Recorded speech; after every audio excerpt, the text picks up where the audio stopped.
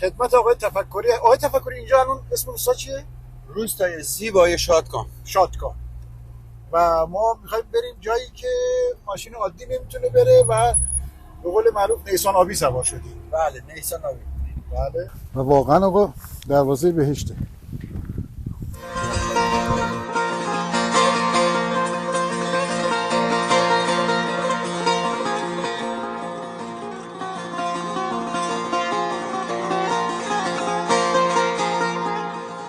کویر به واسطه اون ارتفاعی که از سطح دریا داره و اون نوع تابش خورشیدی که توی کویر متفاوته، بالاخره یک زهر و پادزهرایی در خودش داره که هر کسی اینجا چلنگری میکردن، آهنگری میکردن، حصیر بافی داشتن، پنبه زنی داشتن. اینجوری که بپیچیم این بار آب میریزیم دورش این کلا خنک میشه.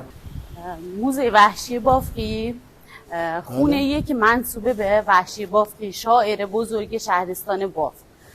ما گوشه‌نشینان خرابات الستی.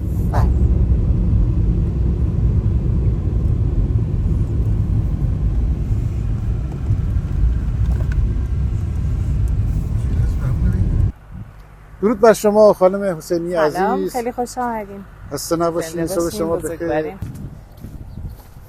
خب ما وارد مجموعه، اسم مجموعه چی بود خانم حسینی؟ شن و شادن. شن و شادن. بله، شن که شنزاره و شادنم نام بچه آهوه. بچه آهو. بله، اینجا منطقه حفاظت شده محیط زیسته و آهو بسیار اینجا زیست میکنه و ما با منطقه چیزم حفاظت شده هم هست، درسته؟ بله. با افتخار تنها مستاجر منطقه حفاظت شده هستیم برای زمین گردشگری. بفهم. یعنی ما وارد روی خفته در کویر.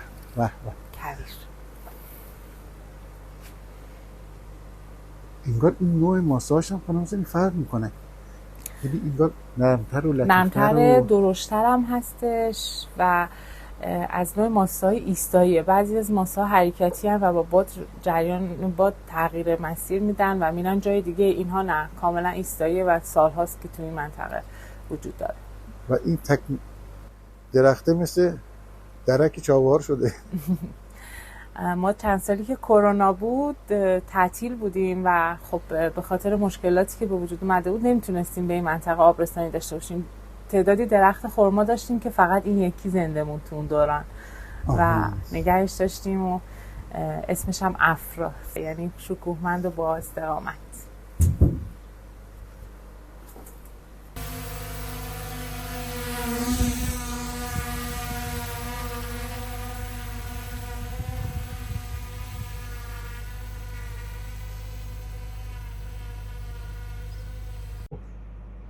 میکنم مسیر اینجا باید از اون ور باشه دیگه. آره، از دقیقا این سمت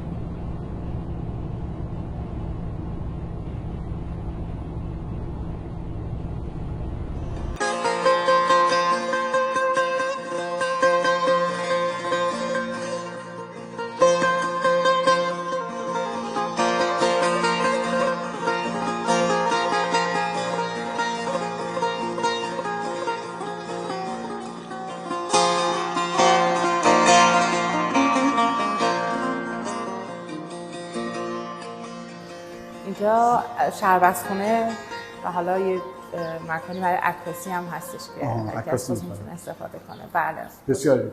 صنایع دستی رو داریم.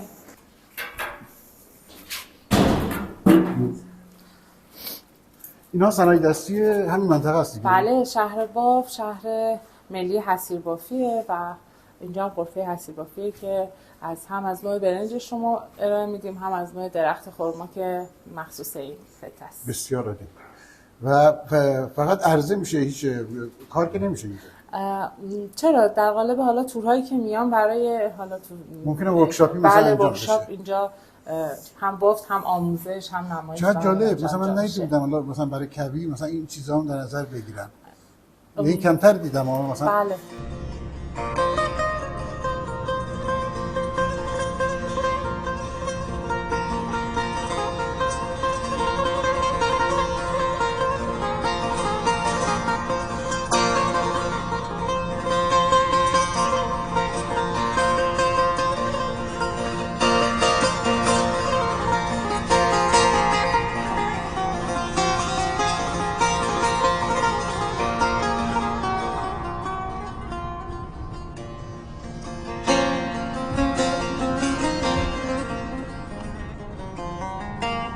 من اسماء سادات حسینی هستم، سرمایه‌گذار و مدیر مجموعه کبیرنوردی شن و شادن. 10 ساله که اینجا مشغول به کار هستیم و ایده ساخت اینجا از اونجایی اومد که ما 20 سالی کرمان زندگی می‌کردیم. پدر مادر من اصالتاً این برای بافت هستن. بله. وقتی که تعطیلات نوروز رو می‌اومدیم اینجا، این تپه‌های شنی محل بازی و سرگرمی 13 به درمون بود، مخصوصاً بعد از ظهرهای 13 به در. بعد از اینکه دیگه خودمونم مهاجرت کردیم به این شهر و جای خالی یه مجموعه گردشگری کبیری رو اینجا حس کردم، تصمیم گرفتم که خاطرات کودکیمو بازسازی کنم و این خاطرسازی برای همه به قول معروف اتفاق بیفته و این مجموعه سال 94 شروع به کار کرد. 4 سال متوالی مجموعه برتر استان بودیم، رتبه 4م کشوری داشتیم و خوشبختانه تونستیم از همون اول نظر هم مردم هم مسئولین و هم دل خودمون رو جلب کنیم که کار درستی رو شروع کردیم و الان هم هنوز در خدمت همشهریان، هم میهنی ها و سایر افرادی که به عنوان توریست میان هستیم.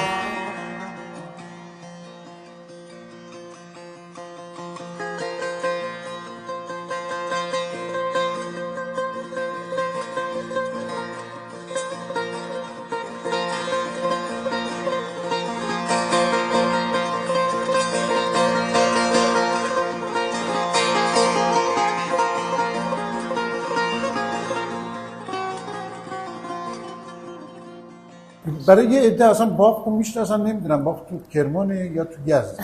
بعد یه سوال دیگه هم مطرح است، آیا بافت کبیر داره؟ بله، ما دقیقاً انتهای کبیر لوط هستیم. بافت یه تشابه اسمی داره با بافت کرمان و از این لحاظ اشتباه میشه، ولی بافت قطب معدنی کشور هست و به لحاظ داشتن معادن زیاد خصوصا سنگاهنش خیلی معروفه، اما خب در سخنان به قول معروف کاری و صنعتی و مدنی این اسم رو داره. در بین مردم بافت رو کمتر میشناسن چون که این شهرستان به دور از شاهراه اصلی کشور، از شمال به جنوبه و یه مسیر تقریبا بنبسته که جاذبه و پتانسیل خیلی زیبایی داره.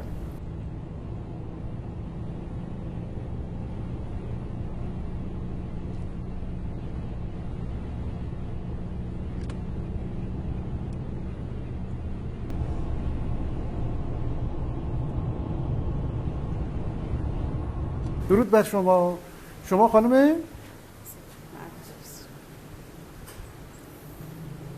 سلام، عرض ادب، رنجبر هستم، کارشناس گردشگری.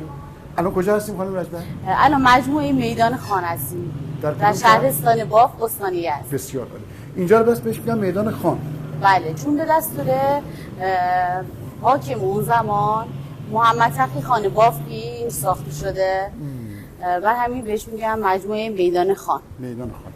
و این مجسمه خانم رنجبر حکایت از چی داره؟ این مجسمه‌ای که این ترازو دستشونه دیگه، ترازو، درسته؟ بله. و اینکه این نشون هم میده که اینجا محل داد و ستد و این چیزا بوده، درسته؟ بله. یعنی بازار اصلی بافت قدیم اینجا بوده. بافت قدیم اینجا بوده، 36 تا حجره بوده که هر کسی اینجا چلنگری میکردن، آهنگری میکردن، حصیر بافی داشتن، پنبه زنی داشتن و کم کم از رونق افتاده چند سال، ولی تا 60 سال پیش هم اینجا فعال بوده. کم کم چند سالیه که شروع کردن اینجا رونق دادن، حصیر بافی رو که هنر اول شهر بافقه دوباره راه انداختن و مغازه‌دارا اومدن شروع کردن و کم کم اینا رو باز میکنن مغازه‌شون. بافق در 120 کیلومتری استان یزد قرار داره و کار اصلی مردم معدن سنگ آهنه. در کنارش مردم به کشاورزی رو مشغولن، محصولات مثل پسته و خرما محصول اصلی شهر بافقه و در کنارش از تمام قسمت‌های درخت خرما هم درخت نخل مردم استفاده میکنن و رونق گرفته کارشون. حصیر بافی هم از قسمت برگ‌های درخت خرماست. قسمت از درخت خرما رو دور کوزه میگیرن، دور خمره به اصطلاح. خسته نباشید. هر خودشون توضیح میدن براتون. بسیار عالی. ما داریم دور کوزه را به اصطلاح این لیفای خرما موافقه میگیم باش سیس. داریم دورش میپیچیم که به اصطلاح آب کوزه رو خنک کنه. ما دیگه اینجا آب سرد کنه اینا نمیکنیم، با این رو کار نمیکنیم. میگیم این لیف درخت خرماست. دست بزنید جنسش چجوریه؟ میپیچیم دور کوزه اینجوری که میپیچیم، این بار آب میریزیم دورش، این کلا خنک میشه. کوزه اصلا یعنی تو تابستون مثل آب تگرد میشه دیگه، خیلی خنک. خود جنس این لیف خرما خنک کننده است. اصلا شما الان که دستش کنید به خاطر که تر شده خنک شده، اصلا جنس خاصی داره. بله. نقاضی ما به هم ریخته از شهرمنده سلام علیشه مخلصم سلام علیشه. خب کلا که بافته شده درسته؟ سر دستیه بله هستی راسته اینا رزینه، هستی رو رزینه به اصطلاح سینی میگیم، این سینیشه جاما گیشه همه چیزش داریم. ساعتش هست که رزین شده اونا خودی که سر دستیه. اینا چیه آقای؟ اینا پنیر خرماست، همونیه که به اصطلاح ما مراسمی داریم به اسم نخل کشون. این تاج درخت خرماست، ما میبریم میاریم پایین دونه دونه، حالا خواسته براتون انجام میدم، دونه دونه با برگاشو بکنیم میرسیم به مغز وسطش که موافقی باش میگیم دل خرما، جای دیگه باش میگن پنیر خرما. خیلی مقاومه، خیلی هزار برابر خرما خاصیت داره. بریم نازل درمان میکنه، آلزایمر، حساسیت، کم خونی. بله برده بخوره بفرمایید. بخوره غلط نباشه. این الان پنیر نخله. خام خوری میشه بخورم ولی با شیر میخورم، هم تا باشه معتدل میکنه هم خوشمزه میشه، خیلی ترکیب خوشمزه میشه. شیر خرمایی؟ شیر خرما سواله به خاطر تابش. ما از اون بر اساسا مال بوشه هم خوشمزه الان شما برید داخل یخچال بگیرید، حالا دل خرما رو بسمندش داریم، این نوشابه خرما هست، تولید بافقه فقط هم بیشتر صادرات داره میشه طرف روسیه و اون طرفا. نوشابه‌اش طبیعیه، گازش طبیعیه یعنی تخمیریه و اینکه به اصطلاح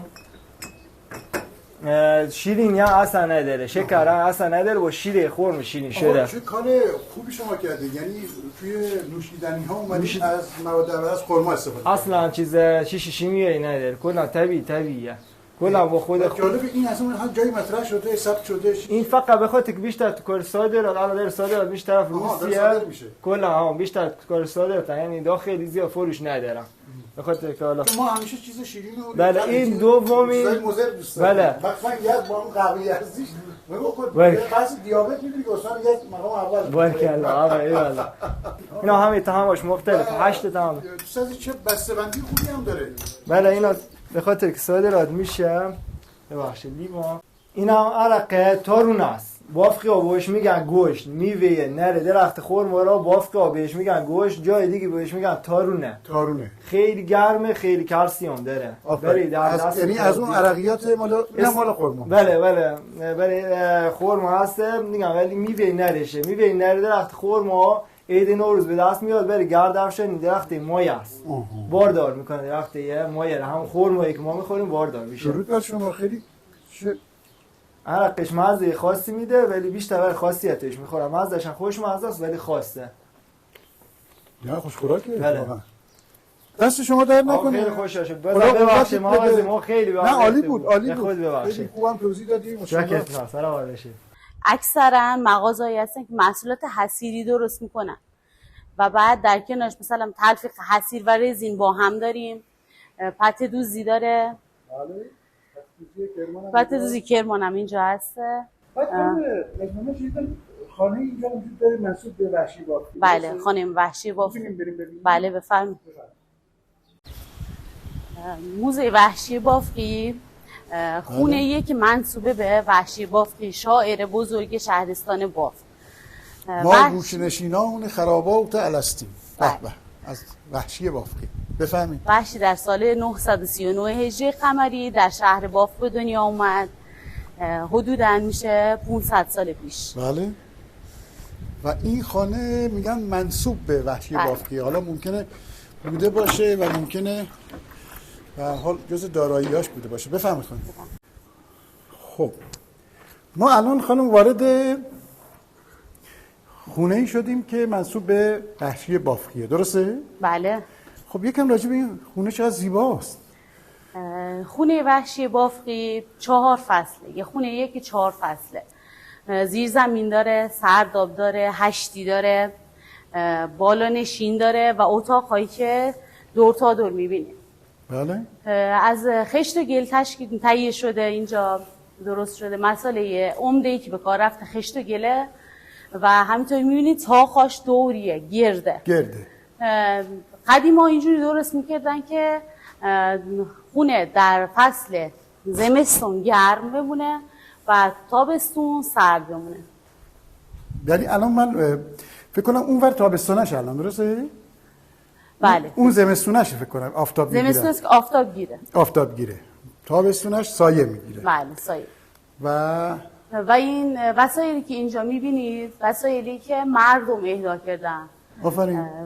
مردم وسایل قدیمی خونه‌هاشون رو آوردن و اهدا کردن و اینجا تبدیل شده به یک موزه مردم شناسی. موزه مردم شناسی. بله دقت کردم. مثلا این آقایی که در واقع کوزه آب روشونه اونور راه داره؟ بله بفرمایید.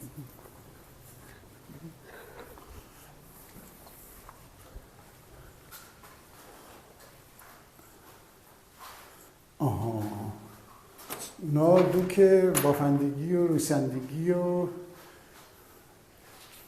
تمام لوازم حالا زندگی و زرزه که مردم استفاده میکردن اینجا به صورت موزه شده. بله. اینجا ادوات کشاورزیه. نه ادوات کشاورزی. بله. قرآن قدیمی. یه قرآن قدیمیه. بله. این چه خدمتش چقدره خانم؟ ببینید اکثر این وسایل اینجا چون که از طرف مردم اهدا شده خدمتش مشخص نیست. بعضی مشخص نیست. بله بعضی. میگه جستم از دام به دامار گرفتار دگر، من نه آنم که فریب تو خورم بار دگر. یعنی گول نمیخوره دوباره. وحشی جزو اون شاعراییه که مکتب واسوخت بوده. یعنی پیشگامان مکتب واسوخت. یه مکتبی در شعر فارسی وجود داره که تا یه جایی عاشق دنبال معشوقش میدوه و ناز میکشه. اونم ناز میکنه ولی از یه جایی به بعد با یک لحنی که دیگه رنگ و بوی عاشقانه نداره به عتاب و سرزنش معشوقش میپردازه و دیگه دنبال معشوق نمیره. آره دیگه همین بیت هم دقیقاً همینو گفت دیگه. میگه که دوباره جالب بود دوباره بخونیم. میگه جستم از دام به دامار گرفتار دیگر، برو سراغ کس دیگه، من نه آنم که فریب تو خورم بار دیگر، شد طبیب من بیمار مسیحا نفسی، تو برو بهر علاج دل بیمار دیگر. به به به به. شعر معروف دیگه هم داره که میگه ما چون زدری پا کشیدیم امید ز هر کس که بریدیم آفرین. دل نیست کبوتر که چو برخاست باز نشیند، از گوشه بامی که پریدیم ماشاءالله. آفرین آفرین. چقدر زیبا خوندیم. و اینم از سروده‌های شاعر بزرگ وحشی بافقی. اینجا بالا نشین بوده برای اون زمان و اینجا استراحت میکردن موقع تابستون گرم میرفته زیر زمین. آره نه بالا نشینه. یک طبقه بالاتر از نیم طبقه بالاتر از زیر زمینه. نیم طبقه بالاتر از زیر زمین میشه. به چقدر خنکه. اینم چند تا هست دیگه؟ بله این زیر زمین. کنته اینم میخورده به پای آب. بله. سرداب. پایاب بهش میگفتن. سردابم میشه. آره آب قناتی که میومد اونجا. آره اونم چند تا هست دیگه چیزای خوردنی دیگه هم داشتن جای خنک. بله به عنوان یخچال استفاده میشه که موریانه و حشره نزنه و فاسدم نشه. بسیار عالی. اینجا فرش پهن میکردن و اینجا استراحت میکردن، چون معتقد بودن که اگه خیلی نزدیک آب باشن و خیسی و تری داشته باشه باعث میشه که روماتیسم بگیرن. اینجا بالاتر میموندن که فقط اون از نسیم و از خنکی آب استفاده کنن. بله. بسیار عالی بانو، بسیار عالی. و همه اتاقا هم دیگه راه دارن، یعنی ما از اون ور رفتیم و این پنجره های رنگی با شیشه های رنگی که مشخصه معماری ایرانیه، ولی خب طبیعتا در استان یزد بیشتر میبینیم. بعد خانم موزه و بازدید هم داره دیگه، بازدید عمومی هم داره. بله بر عمومی باز همش دایره.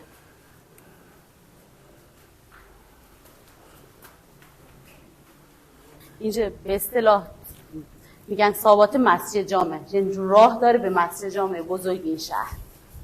سابات مسجد جامع منتهی میشد به مسجد جامع و سابات ها معمولا کوچه های مسقفی هستند که در مناطق کویری زیاد استفاده میشده برای دوری از آفتاب و گرما.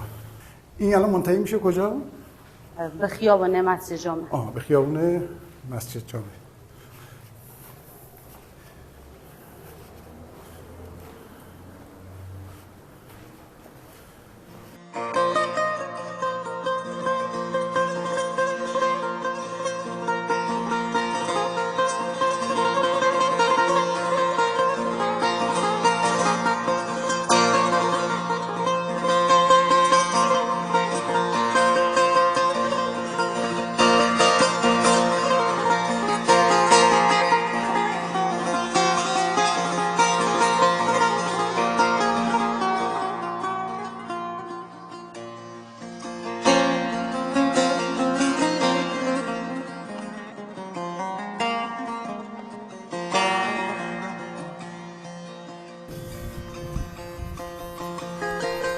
خب ما همچنان در بافت قدیمی بافق هستیم. بافت و بافق در واقع هموزن و تنها جایی که از بافت قدیم بوده همین میدونگاست دیگه و این خونه‌ای که منسوب به وحشی بافقیه. درسته بانو؟ چند مثلا کوچه های تک و توکی مونده ولی خب به این گستردگی نیست، خیلی کمه. و اون خانه‌ای که الان جزء اداره میراث هست اونم قدیمی بوده دیگه؟ بله اینم کاروانسرای میدان خام بوده، حدود 150 سال خدمت داره که الان چند سالیه که بازسازی شده و تبدیل شده به اداره میراث فرهنگی شهر. بریم ببینیم اونم؟ بفرمایید. میراث فرهنگی گردشگری سنت شهر. بفرمایید. شما راهنمایی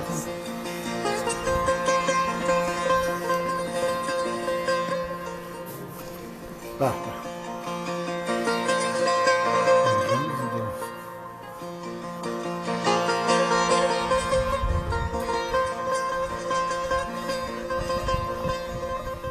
فرمودید 150 سال خدمت. بله حدوداً 150 سال از زمان قاجاری به جا مونده.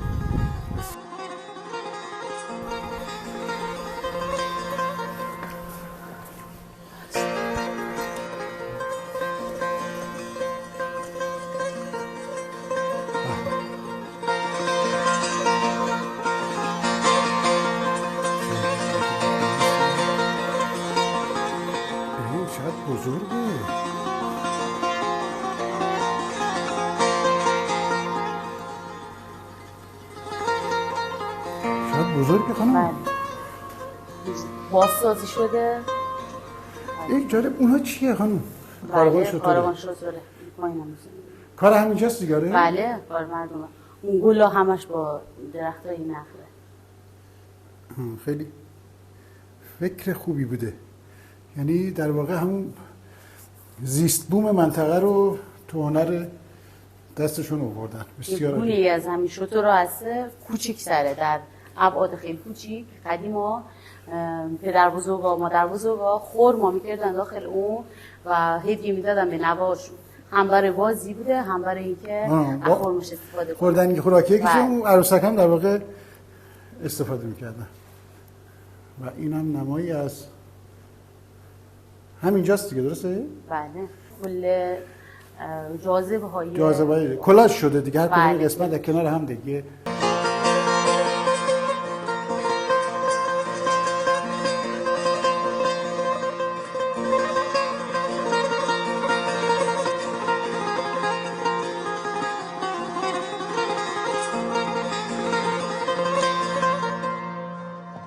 ولی خانم شما باید بهتر بدونید، حالا دوستان اطلاع بدید، اگه یه مسیر کش کنن بیاد اینور بخوام برن اصلا بی‌نظیره. بله، یعنی از خود باغ که بی‌نظیره، بعد میرسم مثلا کوبنا، بین این و کوبنان مثلا روستایی که هست. بله. شما بفهمید. خوشبختانه ما از این سمت به جاهای مختلفی مسیر داریم. به سمت مشهد جاده داریم که از روستای بهاواد رد میشه، به سمت کرمان مسیر داریم که از کوهبنا رد میشه و هر کدوم جاذبه‌های خاص خودش رو داره.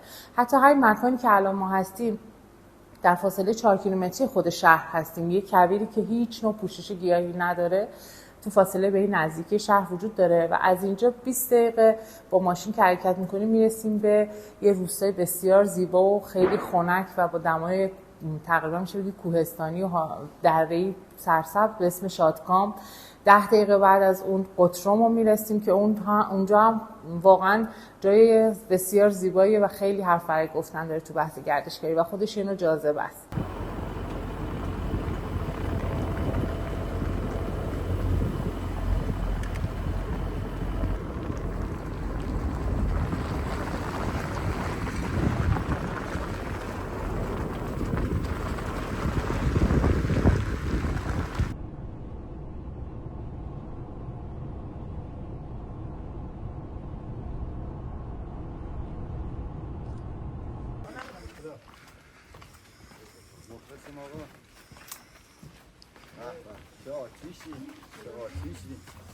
درود بر شما.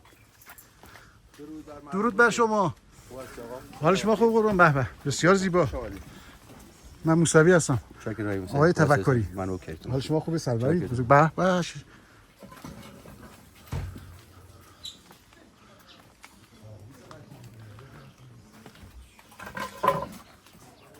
درود بر شما. خوبید خانم؟ حال شما خوبه؟ سلامت باشین، زنده باشین. سلام. درود بر شما. سلام سلام.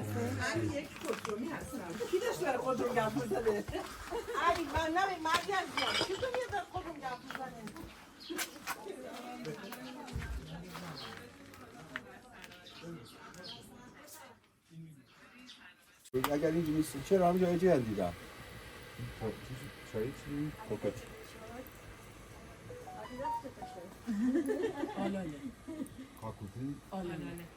قضیه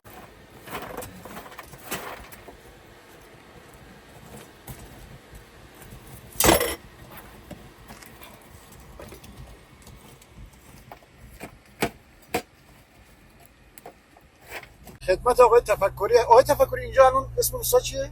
روستای زیبای شادکام. شادکام. و ما میخوایم بریم جایی که ماشین عادی نمیتونه بره و به قول معروف نیسان آبی سوار شدیم. بله، نیسان آبی. بله. خب یکم راجع به روستا برامون صحبت کنید. روستا کجا قرار گرفته؟ روستای شادکام خیلی جای باصفایی، مردمون باصفایی داره. بله.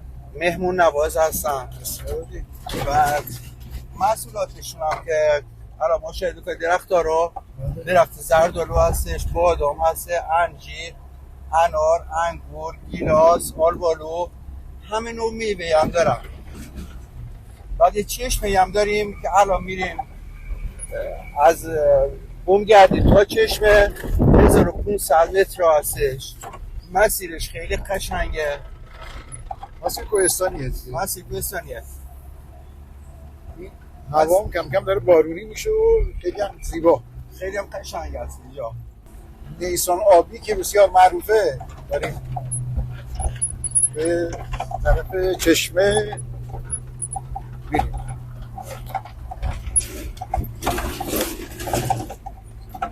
اینجا هم که درسته. آقای تفکری اینجا و روستایی دیگه ببینم این آب رودخونه هم خوش شده. درسته قبلا رودخونه بود دیگه اینجا. رودخونه فصلیه. فصلی هم. این فصل بس داریم یعنی. بله. خب جناب آقای تفکری عزیز، هوا هم داره بارون میاد. به به شاید هوا خوبه اینجا آقا. آره هواش با صفاست. این درخت چیه؟ این درخت بنه بهش درخت بنه است، پس کوی هم بهش میگن. پس کوی. بله. این از نوع نریشه. اون یکی جلو که داریم میریم ماده است. بعد کونوردا میان چیکار میکنن؟ میوه این درخت رو میچینن، آسیابش میکنن، میان اشکنه باش درست میکنن. چون مجازیش خیلی گرمه و موقع غذای مقوی هسته. بسیار عالی. یه غذای طبیعی و خیلی غذای طبیعی و پر انرژی هم هستش. این اینطوری که من میدونم درختای بنه خودرو هستن دیگه. بله.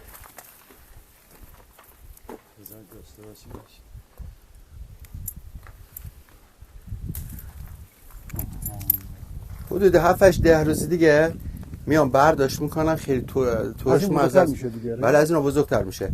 ترش مزه خیلی مردم دوست دارن، به خصوص بچه‌ها. بسیار. الان شما لطف کنید. بله. شما بفرما. خیلی خوشمزه است. به به. خوشمزه استش. اینجا معروف است به دروازه بهشت. این که دروازه بهشت میگیم یعنی ورودی جایی که بسیار زیباست، عین بهشت. بهترین جای از چیزی بوده قدیم و واقعا آقا دروازه بهشته. این آب الان از آب چشمه داره میاد. این آب چشممونه.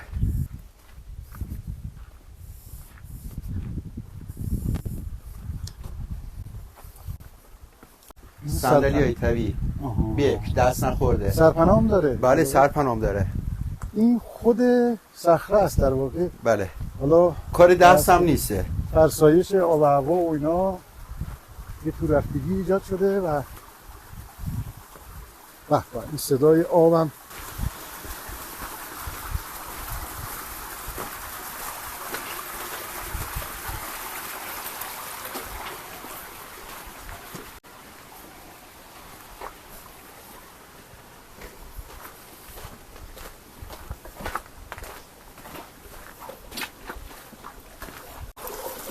ما الان همین مسیر چشمه رو داریم میریم درسته؟ بله میریم سمت چشمه.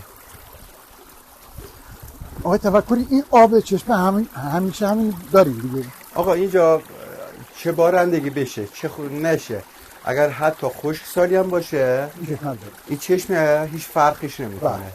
همیشه داری آب شبانه روز میاد و این خودش بزرگترین نعمت.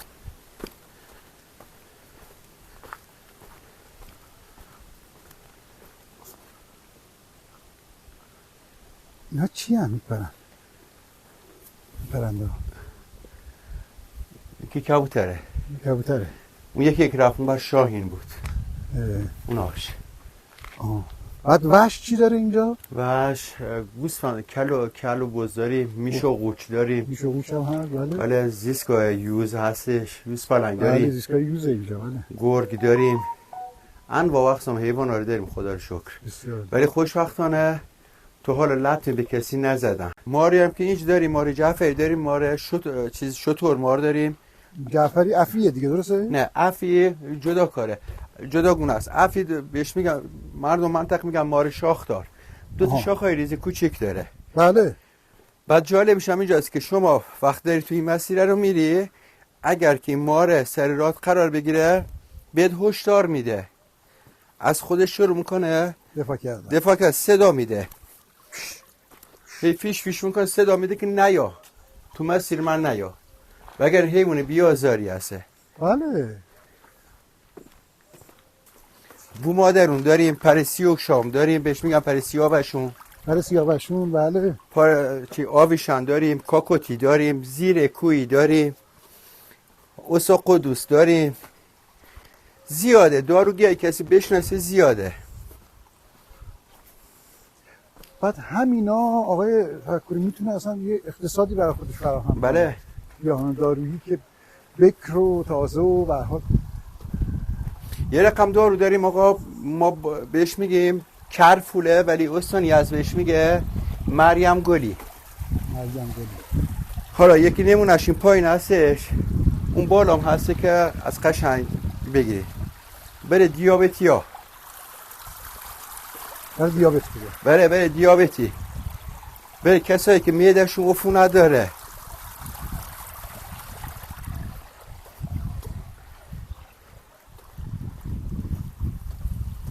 اینم مار، ببینید ایناش به چه صورت میره.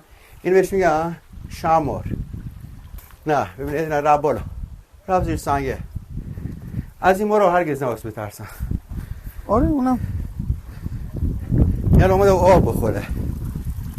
مدود پای آب. بله اومده آب بخوره.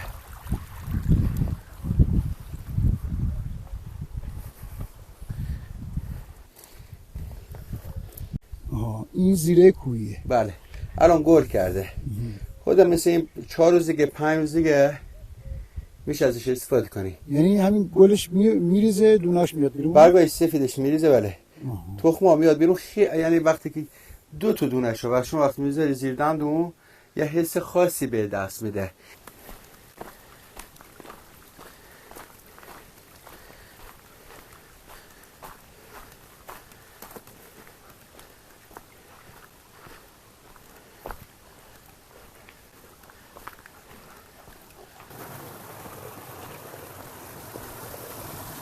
این هم سنگ تراش. اینو میگین سنگ تراش؟ بله اینجا رو. چرا بهش میگن سنگ تراش؟ اینجا که من شنیدم میگن زمان قدیم آب از اون بالا می اومده، بعد اومدن اینجا رو تراشیدن و آب رو انداختن این بحر. با دست تراشیدن تا آب هدایت. بله. تراش سنگ تراش رنگی از مدن در بحر مزارم به تراش یه سنگ من عکسی از چهره زیبای نگارم به تراش بنویس ای سنگ تراش عاقبت شدم فداش. بادوم کوهی. بادوم کوهی اینا زمان قدیمی اومدن میچیندن، الان هم استفاده میکنن.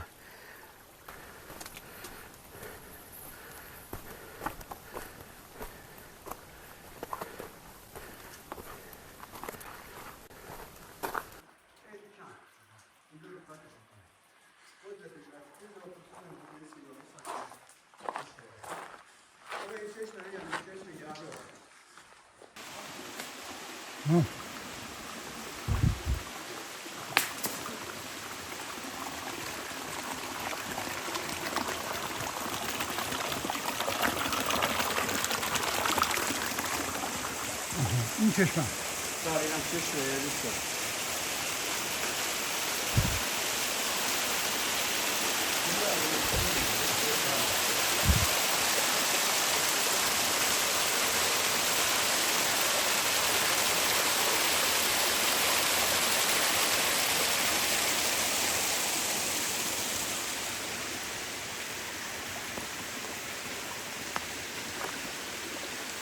خب بعد کلی پیاده روی رسیدیم به سرچشمه اصلی آب روستا. دقیقا از زیر کو داره میاد دیگه. اینم سریده. حالا تو کسی کاری بالا. بله. کاری داخل واسه میتونی خود میره سریده شد. یعنی یه راه دیگه هم میره. بله. کلی منطقه گیره آقا.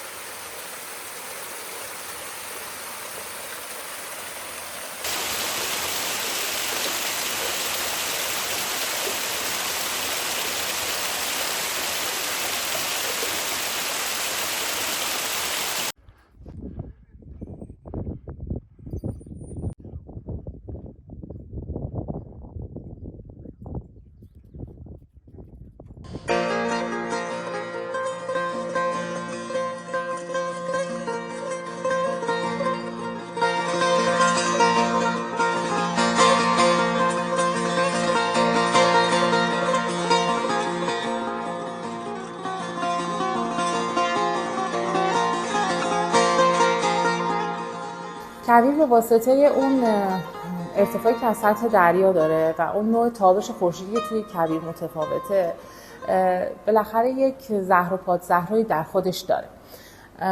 زمین اینجا به شدت معدنیه و ارتعاشات منفی و مضر بسیاری داره و من فکر میکنم که خداوند این کویری رو که اینجا قرار داده برای درمان اون دردهایی که از اون ارتعاشات به بدن این ساکنین این منطقه میرسه. حتی اون نخلستان ها مثل اینکه ما داریم توی آمریکا بحثایی که از کاکتوس استفاده میکنن برای دفع انرژی منفی منطقه، اینجا هم این باور رو دارم که شن بسیار میتونه توی سلامتی مردم اینجا موثر باشه.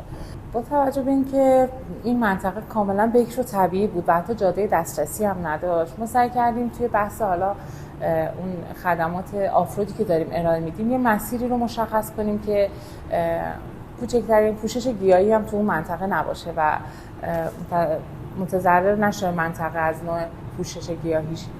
و مسیر آفرودی که ما مشخص میکنیم بعد از استفاده با کمترین بادی که اینجا خوشبختانه در معرض بادم هستش خودش رو مرمت میکنه و کاملا شکل و شمایل کویر و اون تپه ها و رمل ها به حالت اولیه برمیگرده و جای هیچ نگرانی نیست برای دوستداران محیط زیست که خیلی هم قابل احترامه.